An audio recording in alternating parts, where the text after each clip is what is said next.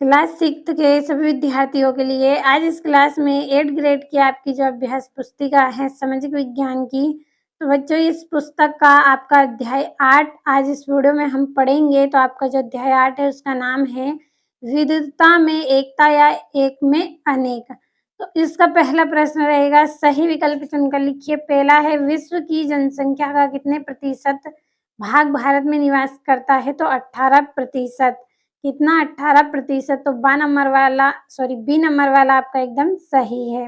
दूसरा है, भारत के सबसे प्रभावशाली एवं लोकप्रिय महाकाव्य के नाम लिखिए। तो महाभारत और रामायण। अगला है, भारत के पारंपरिक परिधानों में बनारसी, कांजीवरम, पैठनी, पाटन, पटोला इत्यादि प्रकार के हैं। तो ये क्या है? साड़ियाँ हैं। साड़ियों के ये प्रकार हैं। अगला आपका प्रश्न रहेगा, प्राचीन महाकाव्य में पांडवों का संबंध है? तो महाभारत से है। पांचवा, मकर संक्रांति का पर्व भारत के विभिन्न भागों में सूचक है? तो फसल कटाई का सूचक है। अगले प्रश्न की ओर बढ़ेंगे। छठा आपका प्रश्न है, भारत के मानचित्र 8.1 में विभिन्न क्षेत्रों से अनाजों के उदाहरण दर्शाए गए हैं, जिनमें से बासमती चावल सर्वाधिक होता है। तो कहाँ पे होता है? उत्तर प्रदेश में ये होता है। अगला है, विभिन्न भाषा, धर्म, परिधान, भोजन तथा परंपराओं वाले लोग मिलकर रहते हैं, तब इसे कहते हैं, क्या कहते हैं? अनेकता में एकता की भावना। अनेकता में यानी कि अनेक है फिर भी एक है, तो इस तरह की भावना उसमें रहेगी। तो आंसर रहेगा अनेकता में एकता की भावना। आपका 8वां जो प्रश्न है, नीलगिरी के वनों में 5 पांडवों को दर्शाता नक्शीदार पत्थर सुरक्षित रखा गया है। तो तमिलनाडु में सुरक्षित रखा गया है। 9वां, भारत में पर्व में पोंगल, पेड्डा, पांडुगा, पोस और संक्रांति, लोहड़ी, खिचड़ी पर्व आदि नामों को प्रदर्शित करता है। तो मकर संक्रांति को प्रदर्शित करता है। अगले प्रश्न की ओर बढ़ेंगे। आपका अगला जो प्रश्न है, पंचतंत्र कहानियों में मुख्य पात्रों के रूप में लिया जाता है? तो पशुओं को। अब नीचे दिए गए शब्दों में रिक्त स्थान भरना है। पहला है, समतल सतह पर उभरी गई पत्थर, लकड़ी, मृत्तिका या अन्य सामग्री की बनी आकृति डेटिस कहलाती है। तो उकेरी गई आकृति कहलाती है। क्या कहलाती है? उकेरी गई आकृति।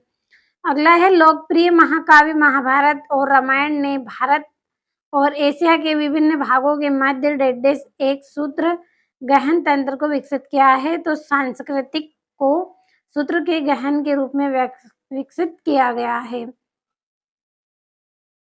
अगला आपका जो प्रश्न है, इसमें आपको अतीत के महान नायकों और योद्धाओं की कथा का व्याख्यान करने वाली लंबी कविता डेडेस कहलाती है। तो महाकाव्य कहलाती है। अगला है, विविधता में एकता निश्चित रूप से डेडेस की गुणवत्ता को बढ़ाती है। तो टीम वर्क को बढ़ाती है। अगला है, भारतीय मानव विज्ञान सर्वेक्षण के अनुसार भारतीयों को अपने मूल समुदाय के साथ न रहने के कारण डेडेस भी कहा जाता है। तो प्रवासी कहा जाता है। अगला है, रामायण महाकाव्य में श्री राम ने भाई लक्ष्मण और हनुमान की सहायता से डेडेस को पराजित किया। तो रावण को पराजित किया था इन्होंने। अगला आपका जो प्रश्न है, अगला रहेगा, विभिन्न प्रकार के सूत या धागे से बना एक लंबा परिधान है। तो क्या है? साड़ी है। अगला है, पंचतंत्र कथा का मूल संस्कृत पाठ लगभग 150 वर्ष पुराना है। तो 2200 यानी कि 2200 वर्ष पुराना है। अगला है, भारतीय सांस्कृतिक विविधता को डेडेस के रूप में प्रतिपादित करती है। तो कौन करती है? संपन्नता करती है। अगला है, भारत की समृद्ध विविधता ही हमारे देश में आने वाले डेडेस को प्रभावित करती है। तो किसको? पर्यटकों को प्रभावित करती है।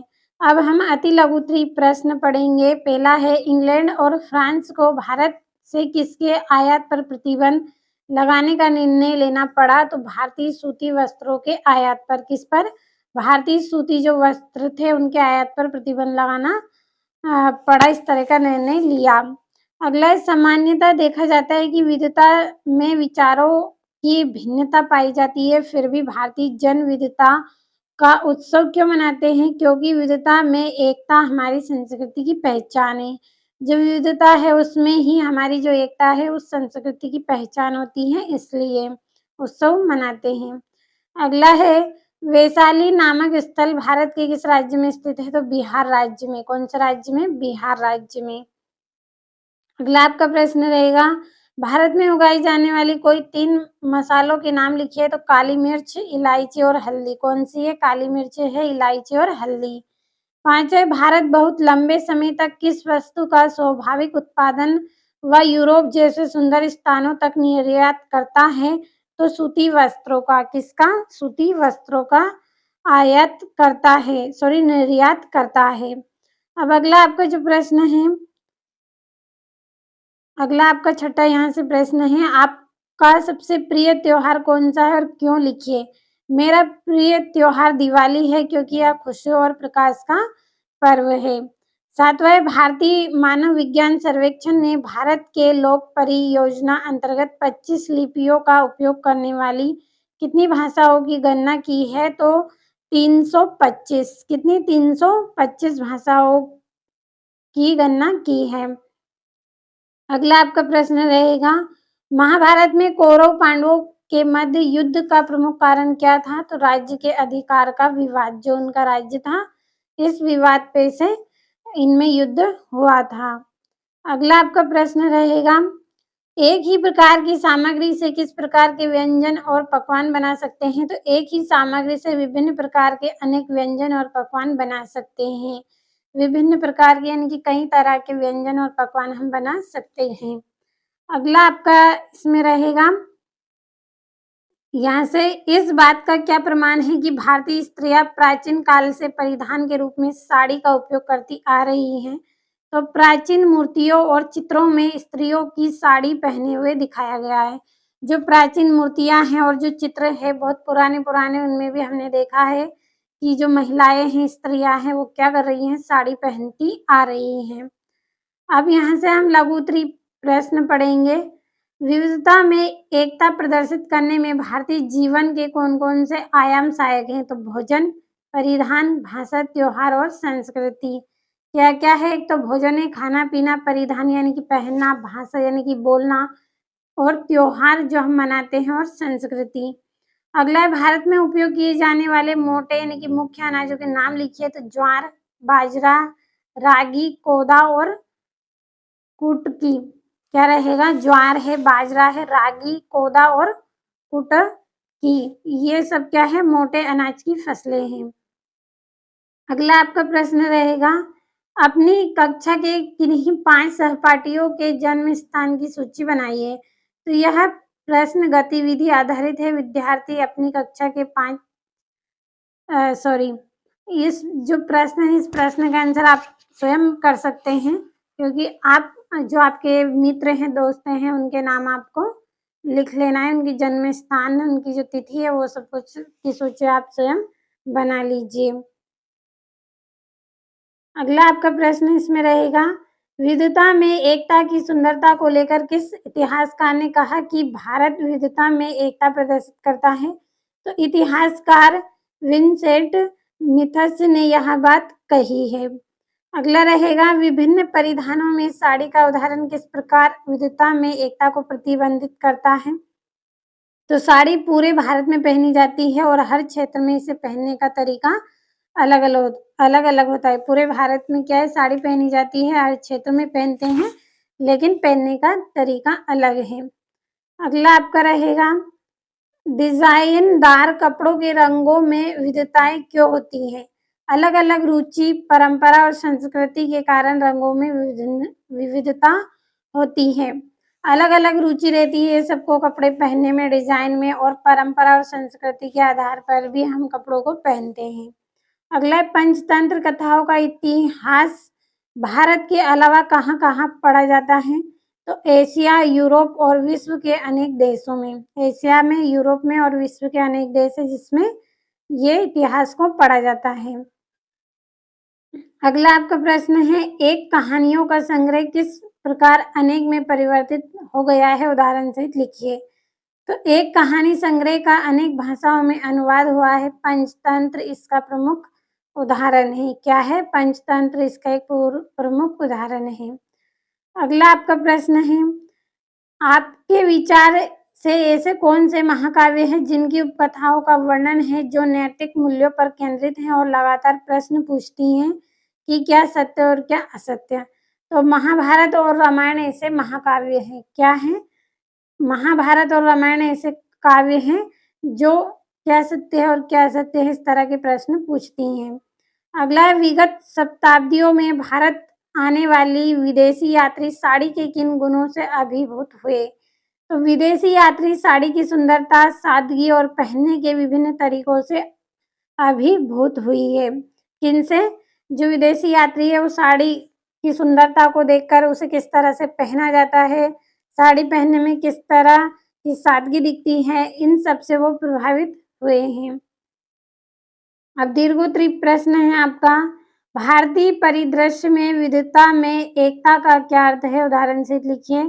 तो विविधताओं के बावजूद सभी लोग मिलजुल कर रहना ही विविधता में एकता है। अलग अलग होने पर भी क्या है? सभी मिलजुल कर रहते हैं, यही एकता है। उदाहरण है, अलग अलग भाषा, धर्म, संस्कृति और पहनावा होने पर भी हम सभी भारतीय हैं। हम सब एक देश के निवासी हैं और मिलजुल कर रहते हैं।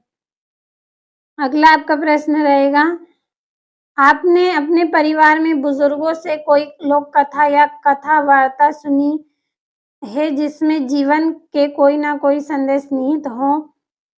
ऐसी कोई एक लोक कथा अपनी भाषा में लिखिए। तो यहाँ पे कथा है शेर और चूहे की कहानी। एक बार एक चूहा खेलते खेलते शेर के पास पहुंच गया। शेर ने उसे पकड़ लिया। चूहे ने जान की भीख मांगी और वादा किया कि वह कभी ना कभी शेर की मदद करेगा। शेर ने उसे छोड़ दिया। बाद में शिकारियों ने शेर को जाल में फंसा लिया। चूहा वहां आया और जाल को तोड़कर शेर को इसने छुड़ा दिया। और इससे हमें क्या संदेश मिला है कि किसी को छोटा नहीं समझना चाहिए, छोटा भी बड़ी मदद कर सकता है। तो ये आपकी एक लोक कथा होगी इसमें। अगला आपका जो प्रश्न है, क्या आपने किसी प्राचीन कहानी को कला के माध्यम से दर्शाते हुए या चित्रित होते हुए देखा है? यही एक मूर्तिकला, चित्रकला, नृत्य प्रस्तुति या कोई चलचित्र हो सकता है। अपने सहपाठियों से चर्चा कर अपने विचार लिखिए। तो हाँ, मैंने रामायण की नृत्य प्रस्तुति देखी है, इसमें अच्छे संस्कार मिलते हैं। क्या देखा है आपने? रामायण की नृत्य प्रस्तुति देखी है, इसमें अच्छे संस्कार मिलते हैं। अगला आपका रहेगा, इस बात का क्या प्रमाण है कि महाभारत काल में पांडव भारत के विभिन्न क्षेत्रों से गुजर रहे थे? पाठ के अध्ययन पर लिखिए। तो पांडव से जुड़े मंदिर, गुफाएं और लोक कथाएं आज भी मिलती है, यही इसका प्रमाण है। आज भी क्या है, जो पांडव थे वो मंदिरों से होकर गए, गुफाओं से, लोक कथाओं से होकर गए हैं, ये सब इसके प्रमाण आज भी हमें देखने को मिलते हैं। अगला आपका यहाँ से प्रश्न है, भारत के मानचित्र में विभिन्न क्षेत्रों के अनाज और दालों को प्रदर्शित कीजिए। तो यहाँ पे आपका क्या है? पंजाब है जिसमें गेहूं की फसल होती है। इस तरफ आपका राजस्थान है जिसमें बाजरा होता है और यहाँ पे आपका महाराष्ट्र है जिसमें ज्वार की फसल की जाती है और ये पश्चिम बंगाल है जहाँ पे चावल की खेती होती है और ये वाला आपका मध्य प्रदेश है जहाँ पे चना होता है और ये वाला भाग आपका कर्नाटक है जहाँ पे रागी की फसल होती है। तो आज इस क्लास में हमने अध्याय 8 अच्छे से कंप्लीट किया है। सभी क्वेश्चन आंसरों को आप अपनी कॉपी में अच्छे से नोट करें और